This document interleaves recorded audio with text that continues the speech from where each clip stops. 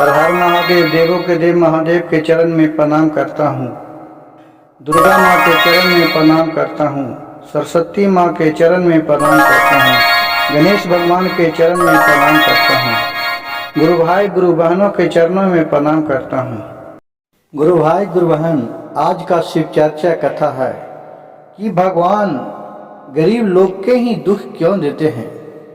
कहानी बहुत ही दर्द भरा है। यह कहानी को पूरा सुनकर आपका आंख में आंसू आ जाएगा। कृपया कहानी को बीच में छोड़ के नहीं जाइएगा, कहानी को अंत तक सुनिएगा। एक गांव में एक किसान रहता था।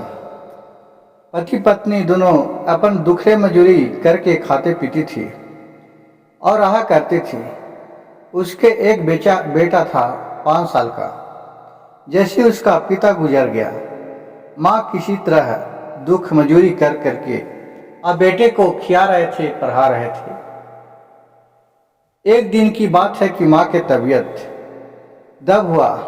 जब तक बेटा का उम्र करीब 12 साल का हो गया था, माँ ने से बेटा बोला, माँ तेरे तबीयत ठीक नहीं है, जाता हूँ मैं दुकान से दवा ले लाता हूँ, डॉक्टर को बुला कर दिखा देता हूँ। माँ बोले कि नहीं बेटा, रह दो, मैं छोटा मोटा बीमारी होगा ठीक हो जाऊंगा। बेटा बहुत कहा, लेकिन माँ डॉक्टर को बुलाने के लिए मना कर दिया क्योंकि उसके पास पैसा नहीं था। देखिए भगवान कितना दर्द देते हैं बेचारी। अब वो ये भी चिंता में रहते थे कि अगर हमें कुछ हो जाएगा तो बेटा क्या खाएगा, क्या पिएगा, अभी छोटा बालक है। देखिए कितना दर्द होता है अपने बाल बच्चे के लिए माँ बाप को। उसी रात बीतते गया। फिर बेटा से माँ बोले कि बेटा मैं तुझे एक बात देता हूँ, एक ज्ञान देता हूँ, वो ज्ञान को कृपया तू ध्यान से समझना। तो बेटा बोला कि हाँ माँ बोलो, कौन सा ज्ञान है जो हमें देना चाहती है, वो हमें देव। कहा बेटा किसी के पास तुम हाथ नहीं पसारना, यानी किसी के पास तुम गिराना नहीं। अपना कितना भी कष्ट आ जाए तो उसके पास भीख नहीं मांगना। अगर तू भीख मांगेगा तो भीख मांगने का आदत हो जाता है। किसी के पास हाथ पसारता है, अगर कोई नहीं देता है तो दुराता है। आप अपने गरीबी किसी के पास सुनाओगे तो तुम्हारे कुछ मदद नहीं करेगा और आपका उल्टा ही बहुत मजाक बनाएगा। इसलिए इस बात पर सदैव तुम ध्यान रखना। कहा हाँ माँ, तेरी बात को मैं सदैव ध्यान रखूंगा। और फिर रात बीतते हैं गुरु भाई गुरु बहन। वो बेचारी माँ को स्वर्ग प्राप्त हो जाते हैं, माँ की मृत्यु हो जाती है। वो बेचारे नहीं उसके माँ था, नहीं पिता था, वो अकेले ही अब इस दुनिया में रहा। गांव घर वाले, टोला टट्टी वाले लोग सुबह में देखे बेचारे रो रहे थे। सब कोई कुछ हुआ तो अपना जो नियम धर्म पड़ता है वो अपने मिट्टी मिंजिल सब कर दिए। फिर कुछ परिवार थे, कुछ मदद किए, जिसे खाकर कुछ दिन रहे। अब लड़के सोचने लगे अब क्या करूं, अब तो हमें पढ़ाई भी करना है, नहीं माँ का सहारा है, न बेटा का पिता का सहारा है। हे भगवान, हे भोलेनाथ, कौन सा दुख दिए कि हमें इस उम्र में मेरे पिता और माँ को छीन लिए। मैं दोनों से टूअर हो गया हूँ। और कह के फुट फुट कर भोलेनाथ के आगे रोने लगते थे उनके नाम लेकर के। इस तरह कुछ दिन बीतता है। अब सोचा कि अब क्या करूं, अब तो खाना भी खत्म हो जाएगा, अब कोई हमको खिलाने वाला भी नहीं है, कोई सहारा भी नहीं है। चलता हूँ किसी से मांगने के लिए, लेकिन फिर उसके माँ के बात याद आ जाता है कि बेटा किसी के पास हाथ नहीं पसारना, अपने खुद पर विश्वास रखना, अपने खुद पर कुछ काम करके खाना। कहा कि चलो अब मैं चलता हूँ काम के तलाश में।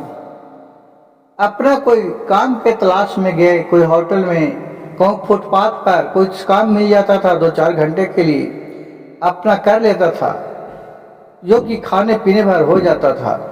देखिए कहावत में गुरु भाई गुरु बहन, कि जब भोलेनाथ एक दरवाजा बंद होता है तो दूसरा दरवाजा खोलते हैं। किसी न किसी को जिसको जन्म दिए हैं उसको 2 वक्त का भोजन वो जरूर जुटाते हैं। सब उन्हीं का कृपा रहता है, चाहे जिस हालत में जुटाएं, चाहे कोई भीख मांगे, कोई कमाए, किसी भी तरीका से सब उन्हीं का दिया हुआ रहता है। फिर शंकर जी माता पार्वती से बोलते हैं कि हे भोलेनाथ, हे प्रभु, कितना वो बच्चे को कष्ट है, तनी उस पर दया फेरिए। कहे ठीक है पार्वती, तुम्हारे बात को सुनता हूँ, उन पर दया फेरता हूँ, लेकिन अभी उसका भाग में कुछ दोष है। वो दोष कटने के बाद देखिएगा यह एक समय बहुत बड़ा आदमी बनेगा। कहा कि पार्वती माता बोले शंकर जी से, कैसे प्रभु? कहा कि देखिए आगे की लीला आप देखते जाइए, अभी इसका जीवन में बहुत ही कष्ट है, क्या कहें। फिर वहां से क्या हुआ, काम करते और फिर अपना स्कूल में पढ़ने जाता था, पढ़ाई पढ़ने लगा। उस घड़ी वो 4थे बच्चे में पढ़ रहा था। वो पढ़ाई पढ़ते गया और फिर इधर अपना काम भी करता था, उससे फीस भी भरता था स्कूल के, और अपना कुछ खाने पीने के बार भी हो जाता था। अब उसी तरह क्या हुआ कि 1-2 दिन फिर काम पर गया तो उसको काम कहीं नहीं मिला। अब उधर से मायूस होकर के एक दिन चला गया, कहा चलो आज नहीं मिले, चलते हैं कल मिलेगा। फिर कल गया काम पर, कल भी उसको काम पर नहीं मिला।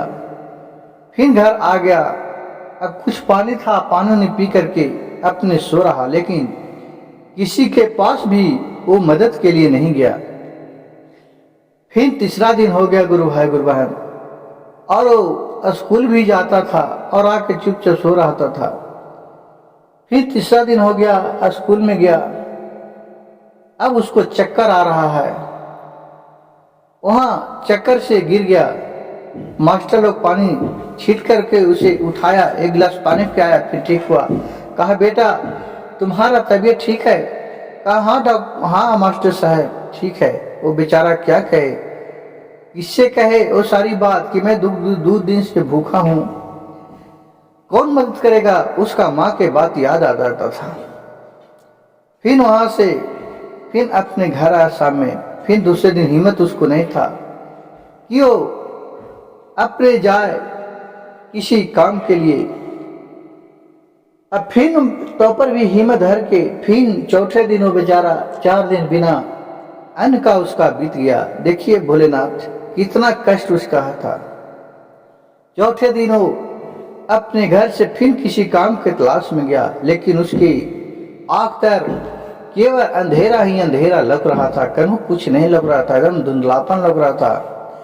अपन देखते देखते कोई काम के तलाश में गया, कहीं काम नहीं मिला।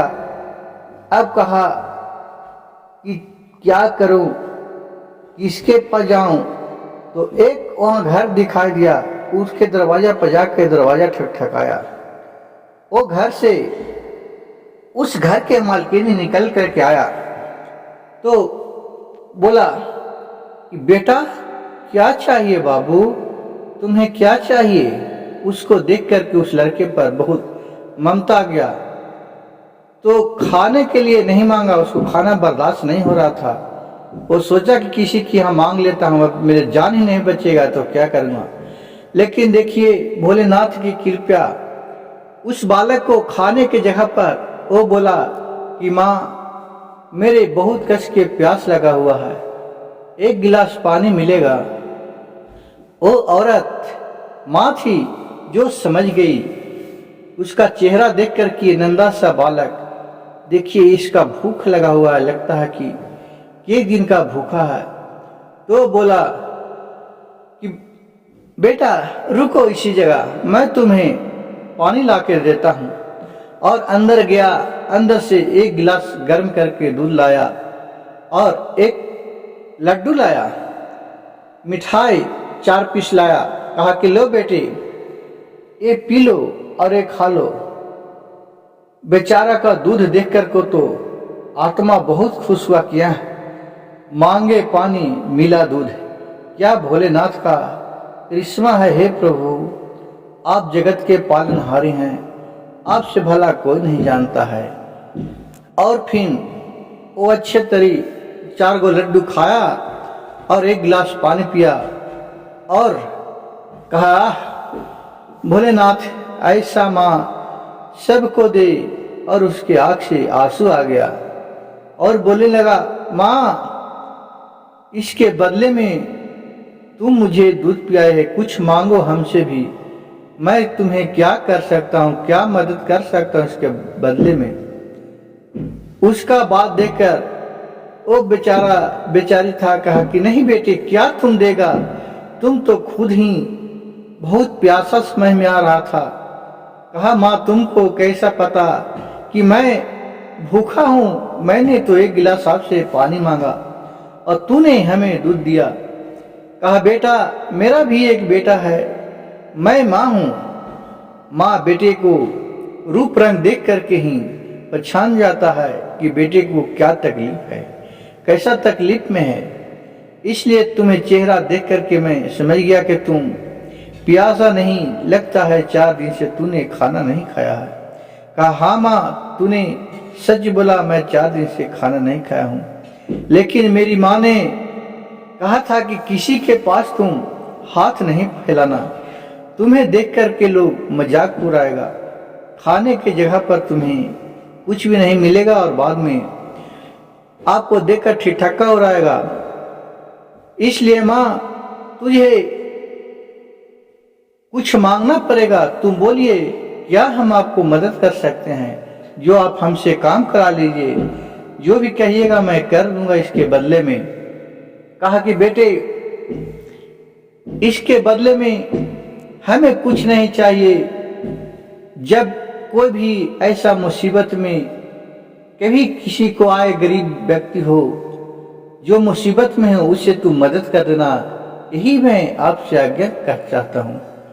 कहा, माँ ठीक है, मैं इसका कर्जदार आपसे मैं आपके ऊपर बन गया, आज से हमारे ऊपर एक कर्जा हो गया।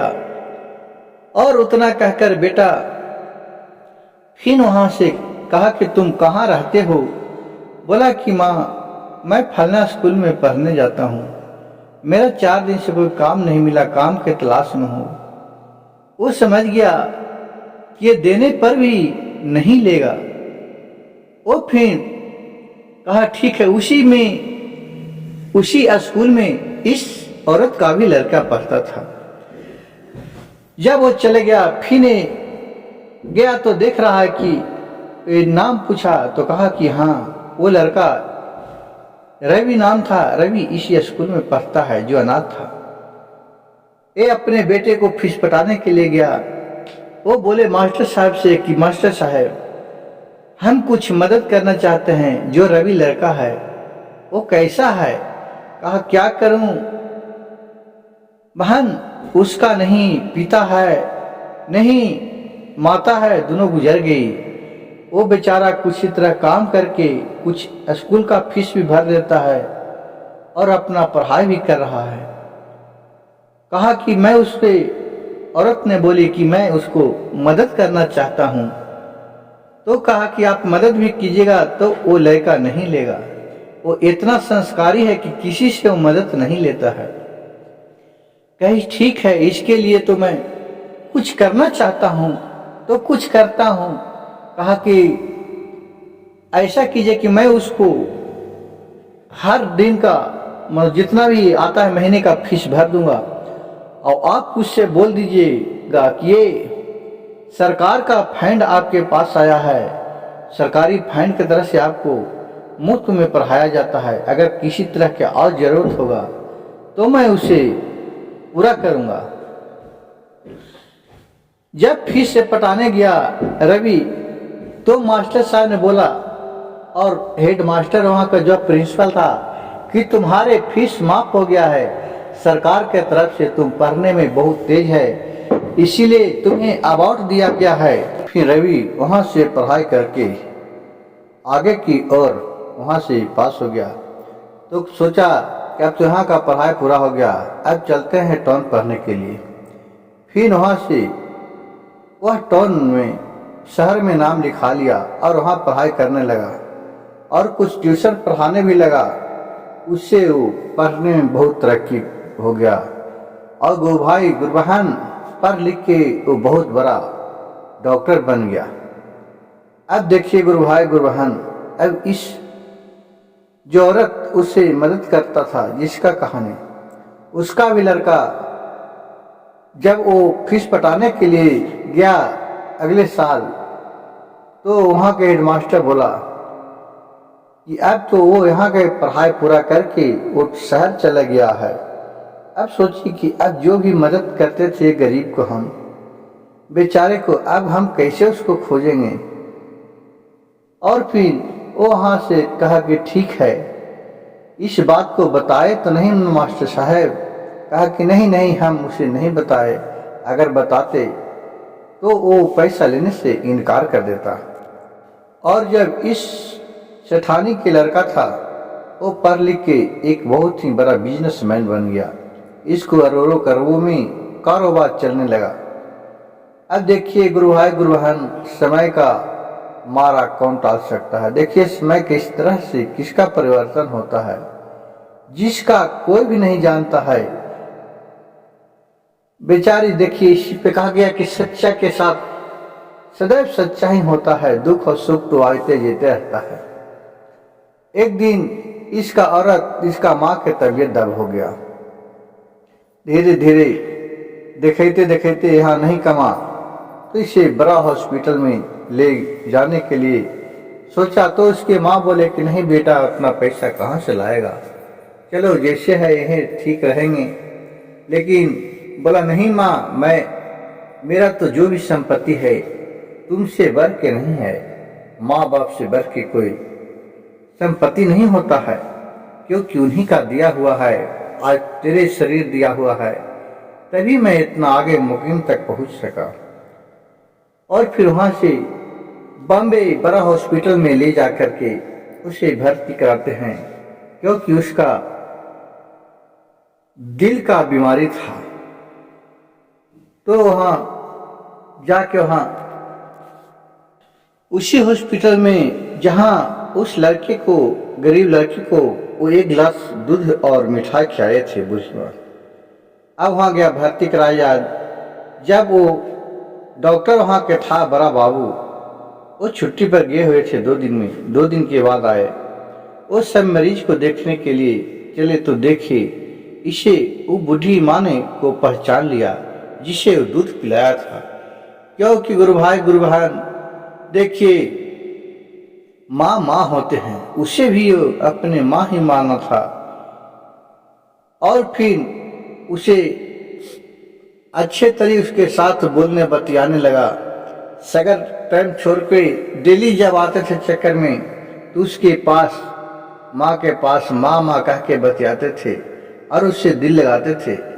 उसे देख करके सब लोग बहुत अचरज में पड़ गए कि वाह, डॉक्टर साहब तो जितना और किसी मरीज के पास आज तक समय नहीं देते थे, जितना इस मरीज के पास समय देते हैं। और दवा में उसे बहुत ही पैसा खत्म हो गया, पूरा उसका बिजनेस भी खत्म हो गया, और जितना भी उसके पास रखा पूंजी था सब खत्म हो गया। अब उसके पास देने के लिए कुछ पैसा नहीं रहे। लेकिन माँ की तबीयत पूरा ठीक हो गया, पहले जैसे था वैसे हो गया। अब माँ सोच रही कि अब कितना बिल हमें चुकाना पड़ेगा, इस हॉस्पिटल का बेड चार्ज हो गया और डॉक्टर का चार्ज हो गया, अब कहाँ से हमारे बेटा लाएगा, ये सोच में पड़ गया। फिर डॉक्टर साहब से जाके मिला तो बोले डॉक्टर साहब कि हाँ, अब तुम्हारे माँ की तबीयत ठीक हो गया, अब तो ले जा सकते हो। कहा कि ठीक है सर, तो यहाँ से आप डिस्चार्ज कर दीजिए। कहीं कि ठीक है। वहाँ से उसके पास, बड़े बाबू के पास इसका कागज गया, तो उन्होंने एक लिफाफा में लिख करके दिया कि तेरी माँ की तबीयत अब ठीक है, अब तुम्हारे बिल को माफ किया जाता है। जिस तरह तुम्हें आज 1 गिलास में दूध का कर्ज आपको चुकाए, तुम भी मेरी माँ के समान हो। ये लिफाफा बंद, लिफाफा उसके पास आता है डॉक्टर के, जो नर्स से देने के लिए कि लीजिए ये बिल है। अब उसके माँ देखने में लगता है कि कितना हमारे पास बिल हो गया होगा। वो लड़का भी सोचा कि अब कितना हो गया है, चलो अब कुछ इंतजाम करके ला के चुकाऊंगा। जैसे लिफाफा खोला तो उसको अंदर उसका डिस्चार्ज रिपोर्ट था और एक कागज पर लिखा हुआ था कि माँ तुम भी मेरी माँ से भी कम नहीं है, तू भी मेरी माँ है। एक गिलास दूध का कर्ज हमने और चुकाया। और फिर घूमते घूमते देखा तो उसकी माँ सोचने लगा कि कितना पैसा का बिल है। लेकिन देखे तो वो हाथ से छीन करके और वो कागज पढ़ने लगा तो उस पे लिखा था कि तेरी तबीयत अब बिल्कुल ठीक है, तो पहले के समान हो गए। ये मेरी एक गिलास दूध का कर्ज आपको मैं चुकाया, जितना भी आपके था बिल सब माफ किया जाता है।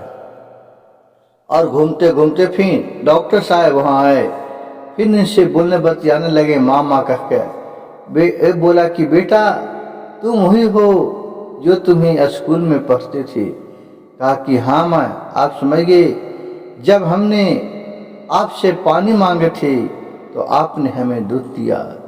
उस वक्त में क्या हालत में थे ये मैं वही भोलेनाथ जानते हैं कि मैं 4 दिन से भूखा था, प्यासा था, खाने के लिए कुछ भी नहीं था। कहा बेटे जिसका कोई नहीं मदद करता है उसका भगवान मदद करता है। देखो जिस तरह आज हमें सगर से निराशा हो गए, आज मैं घर से बेघर होने वाले थे, सारी संपत्ति खत्म हो गया इलाज में, अब तो मेरी लगे कि कितना बिल अब भुगतान करने पड़ेगा। कहा कि नहीं माँ ऐसा नहीं। वो देखकर बहुत खुश हुआ, उसके माँ के समान हो, अपने वो डॉक्टर को गले से लगा लिया और डॉक्टर ने अपने माँ से आशीर्वाद लिया, चरण पकड़ के कहा माँ आप भी मानो कि आज तुम्हारे बेटा ही हूँ, जब भी हमें जरूरत पड़े तो माँ याद कर लेना। अरे लीजिए फोन नंबर मेरे और मेरे से बात करना, मेरे सिवा तो दुनिया में कोई नहीं है, नहीं माँ है न बाप है, जो है ये तो आप ही हैं और दोनों भाई के समान। वहाँ से बर्ताव दोनों में अच्छा रहने लगे, दोनों में संबंध बन गया और फिर घर आए खुशी खुशी रहने लगे। और फिर देखिए भोलेनाथ के कृपा से इसका सच्ची माँ थी, फिर बिजनेस जहाँ के तहाँ मुकाम पर पहुँच गया। गुरु भाई गुरु बहन, इस कहानी से हमें यह शिक्षा मिलती है कि कितना भी कष्ट आ जाए लेकिन अपने धर्म को आदमी को भूलना नहीं चाहिए। जब अच्छे समय आता है तो भगवान बहुत परीक्षा लेते हैं, जो परीक्षा में पास हो जाता है उसे भगवान साथ देते हैं।